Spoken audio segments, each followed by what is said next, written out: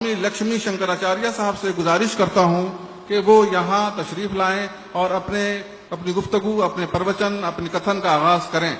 जनाब स्वामी लक्ष्मी शंकराचार्य साहब, लखनऊ। कुरान मजीद का शुरू से लेकर आखिर तक 10 बार अध्ययन किया। संसार का सबसे पहला धर्म है इंसानियत। बहुत से लोग सोचते हैं कि इस्लाम हिंसक धर्म है, वहां हिंसा है। अहिंसा नाम का शब्द है ही नहीं। लेकिन कुरान मजीद में मनसा, वाचा, कर्मणा तीनों तरीके के हिंसा है, बस देखने की जरूरत है। कुरान मजीद के सूरा 28 आयत नंबर 83 में है, अल्लाह का वादा है कि हम परलोक यानी जन्नत का घर उन लोगों के लिए विशेष कर देंगे, खास तौर पर देंगे जो धरती में जुल्म और फसाद करने का इरादा नहीं रखते।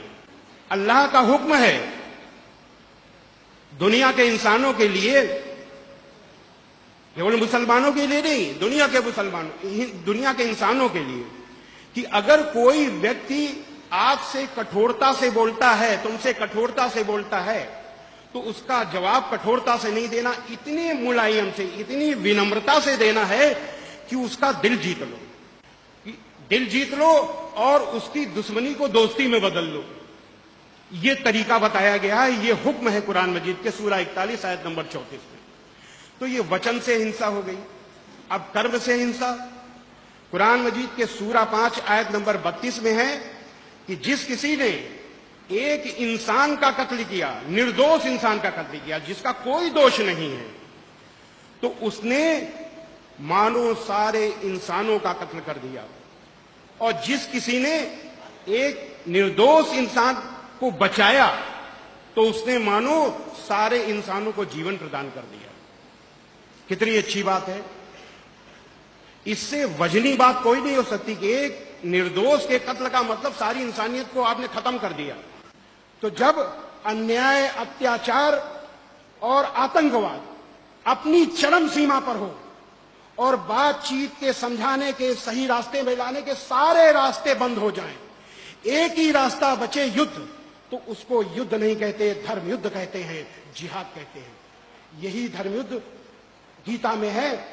इसी तरीके से जैसे महाभारत में उन्होंने पांडवों के ऊपर अन्याय किया, वैसे ही मक्का में जब हजरत मोहम्मद सल्लल्लाहु अलैहि वसल्लम दुनिया के सबसे बड़े सत्य, सार्वभौमिक सत्य, यूनिवर्सल ट्रुथ, ला इलाहा इल्लल्लाह, अल्लाह के सिवा कोई पूज्य नहीं है, परमेश्वर के सिवा कोई पूज्य नहीं है, जब ये बता रहे थे, तो ये बात आप ही के खानदान, आप ही की जात वाले कुरैश, जो कि बहुत अमीर थे, ताकतवर थे, उनकी समझ में नहीं आई और आपके विरोधी हो गए।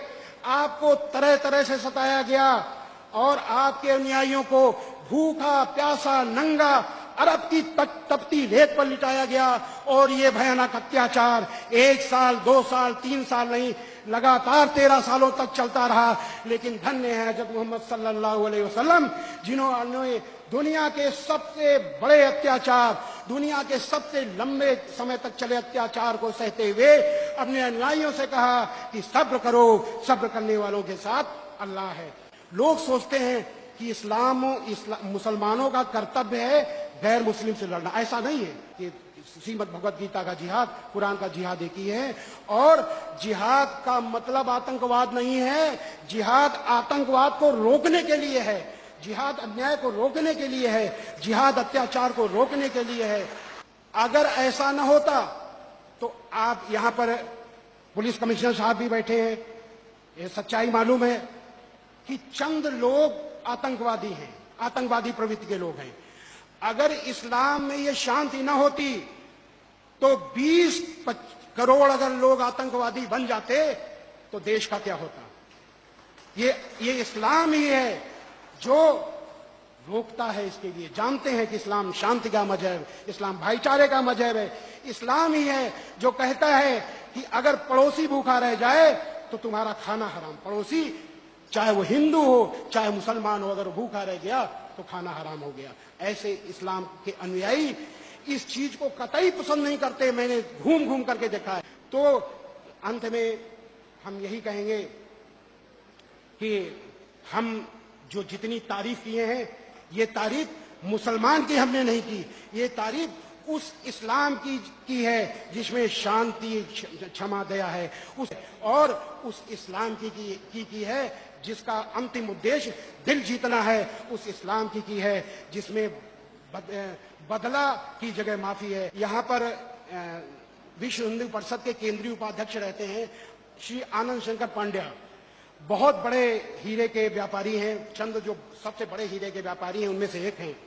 उनको जब मैंने ये इस्लाम बताया तो उन्होंने कहा, स्वामी जी, अभी भी वो केंद्रीय उपाध्यक्ष हैं विश्व हिंदू परिषद के, स्वामी जी आपने जो इस्लाम बताया है, हम मुसलमान भाइयों को संदेश देना चाहते हैं, उस इस्लाम को अगर आचरण में मुसलमान भाई ले आए तो सारी दुनिया मुसलमान हो जाए।